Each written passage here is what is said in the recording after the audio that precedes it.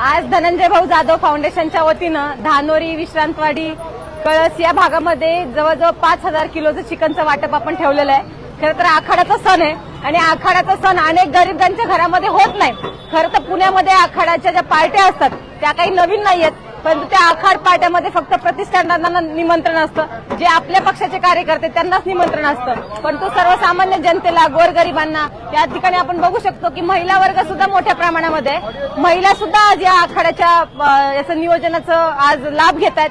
आणि आज आपण बघू शकता की सकाळपासून 9 वाजता सुरू झालेली आहे आपल्या आखाड्याचं नियोजन. आणि त्यानंतर आपण बघतोय की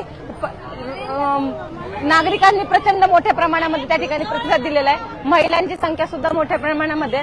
खरं तर आखाड फक्त पुरुषांनीच का साजरा करावा, त्याचा लाभ हा महिलांना सुद्धा भेटला पाहिजे. कारण की प्रत्येक क्षण प्रत्येक महिलांसाठी असतो, परंतु हा मौज असणारा आखाड सण फक्त पुरुषांसाठीच का बरं, तो महिलांनी सुद्धा साजरा केला पाहिजे, महिलांना त्यांचा आनंद भेटला पाहिजे, हा हेतू आहे. त्याच्यामुळे आमच्या माता भगिनी सुद्धा या सणाचा चिकनचा लाभ घेण्यासाठी मोठ्या प्रमाणे आणि आपण प्रत्येकाच्या चेहऱ्यावर या ठिकाणी आनंद बघू शकतो की हा आनंद घराघरामध्ये जावा आणि कुटुंबाने हा आखाड्याचा सण एकत्रित साजरा करावा, हा आमचा हेतू होता.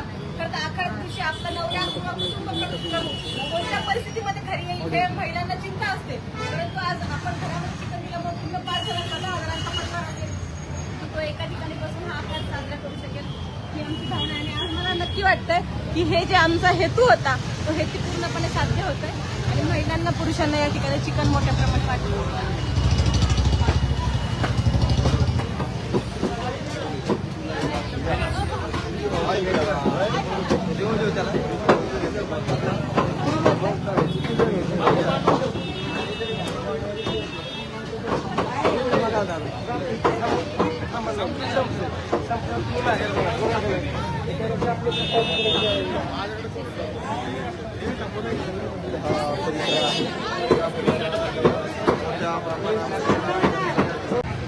या सगळ्या उपक्रमाला किती मोठ्या प्रमाणात प्रतिसाद येतो. आज हे एका ठिकाणचं लोकेशन आहे, असं वेगवेगळ्या ठिकाणावरती आज वाटप केलेलं आहे.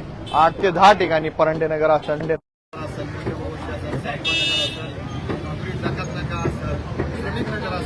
या सर्वच परिसरांमध्ये मोठ्या प्रमाणात प्रतिसाद मिळालेला आहे. सर्व पदाधिकारी, कार्यकर्ते, कार्यकर्ता असतील, राजभाव असतील, सगळे मोठ्या प्रमाणामध्ये राबलेले आहेत. अशीच पुढे चालू ठेवणार आहोत आम्ही. साधारणतः हा उपक्रम आहे. श्रावणामध्ये देखील आम्ही लोकांसाठी उपक्रम राबवणार आहोत. वेगवेगळ्या पद्धतीने लोकांची सेवा कशी करता येईल, गोरगरीबच्या लोकांच्या चेहऱ्यावर आनंद कसा दाखवता येईल हे उद्दिष्ट आमचं या पाठीमागचं आहे. एकदम मोठ्या प्रमाणात